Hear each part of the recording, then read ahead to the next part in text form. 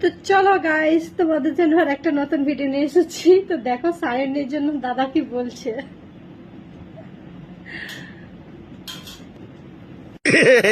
এখনো বিজেপি ক্ষমতায় আসেই নাই, তাও সায়নিধি কি বলছে যে বিজেপি এসে কি করেছে। এই বিজেপি বাংলায় এসে কি করেছে, কি করেছে? তো দিদি, বিজেপি কিছু করুক আর নাই করুক, ভোটটা এবার এমন ভাবে করাইছে যে কারো মায়ের কল খালি হয় নাই, কোথাও কোনো বড় ঝামেলা হয় নাই। কিছু ঝামেলাবাদী লুঙ্গি বাহিনী ওপারের, মানে সেই ধারে জঙ্গলমহলের নয়, যারা ছাপড়িগিরি করতে গেছে ওদের লুঙ্গি গিলা উঠায় মন গিলা ডুমো ডুমো করে দিয়েছে। এইটা বিজেপি পাইছে, নির্বিঘ্নে ভোট করাইছে, কোনো মায়ের কল খালি হয় নাই। আর ক্ষমতায় যদি চলে আসে তাহলে যেটা করবে ওইটা আপনাদের চিন্তার বাইরে। জয় শ্রীরাম। তো দাদা, তোমাকে আমি একটা কথা মানে জানতে ইচ্ছা করছে আবার। তুমি হাসিটা কোথা থেকে শিখলা?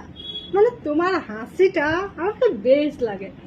মানে তোমার হাসি দেখে না দাদা, সত্যি বলছি, মন থেকে বলছি দাদা, তোমার হাসিটা দেখলে আমি আর ঠিক থাকতে পারি না।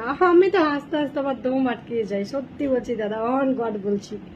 তুমি সায়নেকে নিয়ে যা বলো, ডিজেকে নিয়ে যা বলো, মানে ডিজে না, ওটা কি একটা নাম ভুলে গেছিস দাদা, মনে নাই, অত মনে রাখতে পারি না দাদা। যে যাই হোক, তুমি যাকে যাকে নিয়ে ভিডিওগুলো করো না দাদা, আমি তোমার ভিডিওগুলো দেখতে দেখতে আর হাসতে হাসতে, মানে যত দেখি তত হাসি, যত দেখি তত হাসি।